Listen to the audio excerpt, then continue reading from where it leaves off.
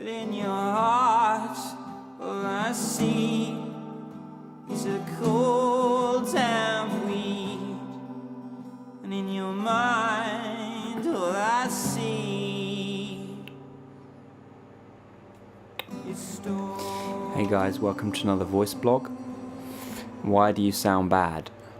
So, universally across all singers that are struggling, really there's one factor that distinguishes them from, I would say, most singers who generally sing pretty well from scratch.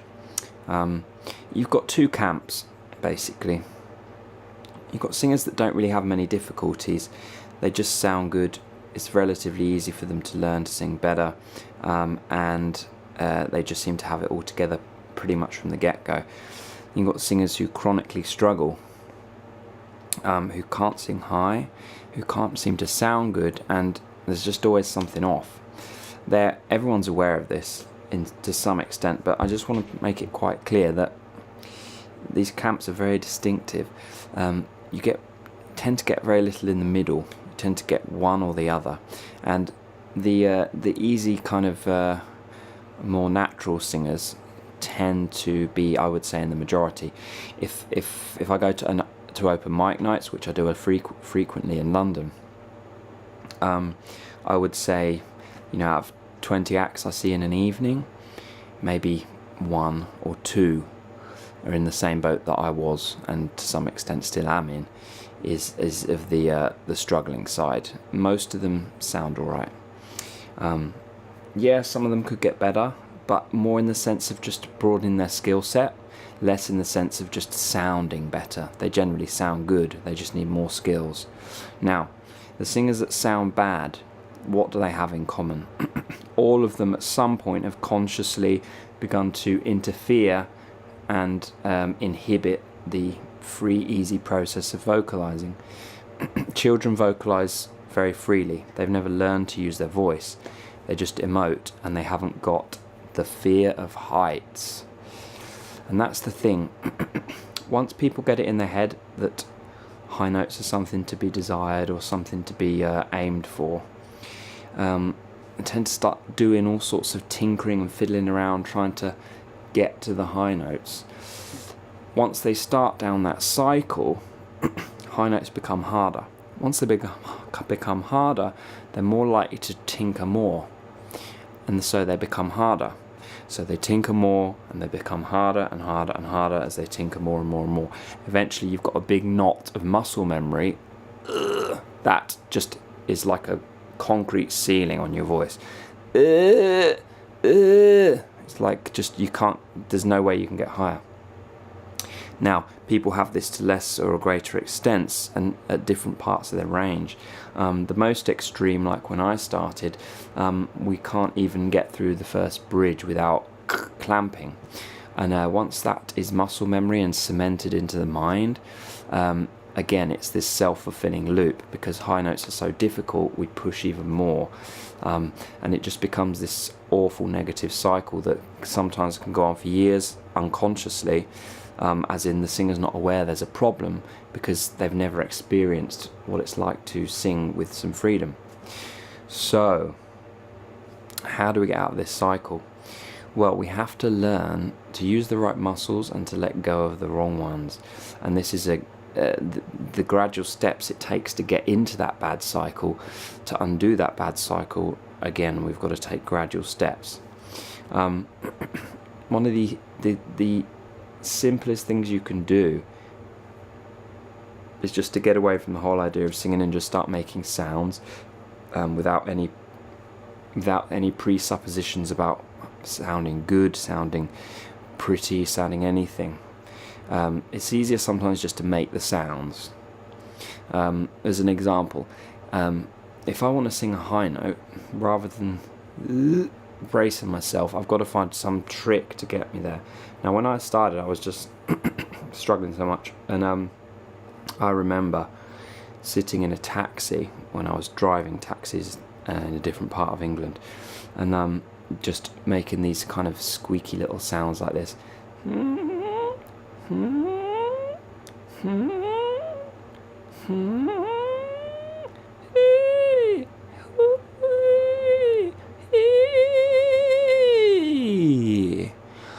And that was actually the first time that I had got higher in pitch without push. So what I discovered, and it's not even a singing sound, is I just discovered a way to get high without the clamp. Now as soon as I went back to any singing sound, the clamp would come. But from that tiny little spark, I gradually pushed it outwards to where I had less and less of the old clamp. But something has to get you there. You have to find a way to get around the push so that you can start from scratch. And here's the thing is that, and one of my favourite coaches, Brett, often says this, is that you can't make a wrong coordination right. You have to abandon the wrong coordination and start from scratch, a new coordination. And that's really the key, is that if you've got all that push and clamp there with the bad muscles, is you've got to find a way around it, and you've got to start from scratch without the push. And at first that's hard because everything in your mind is saying clamp, clamp, this is high, this is high, this is high. So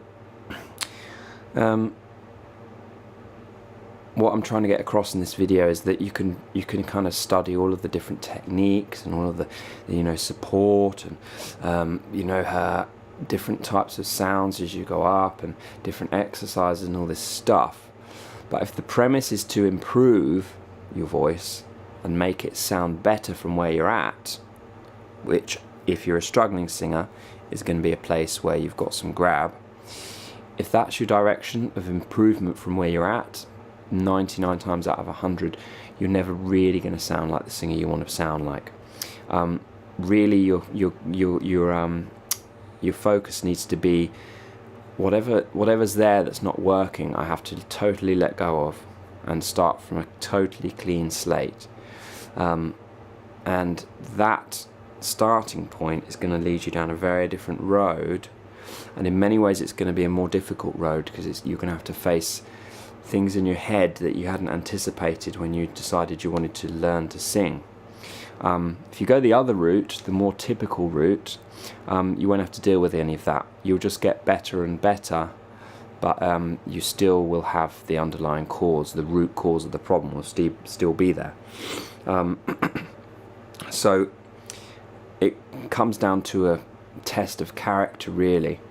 Are you willing to go through the mental short-term pain in order for in the long term to benefit, or are you going to kind of go down the just progress route and not really suffer too much in the short term, but the long term results aren't going to be exactly as you'd like? This is a choice that you've got to make when you want to try and learn to sing better. The best route in the long term is to abandon the old way, start from scratch with no push, and see if you can get there.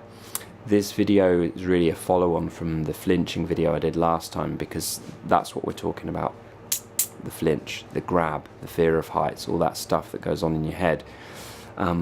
Natural singers don't have that. They've just got a nice clean approach with no clutter, and they never thought that singing high was anything difficult or challenging. They just did it, and it was no big deal. Anyway, I'll leave you to it, guys. I hope this has helped you, and I will see you soon. Bye bye.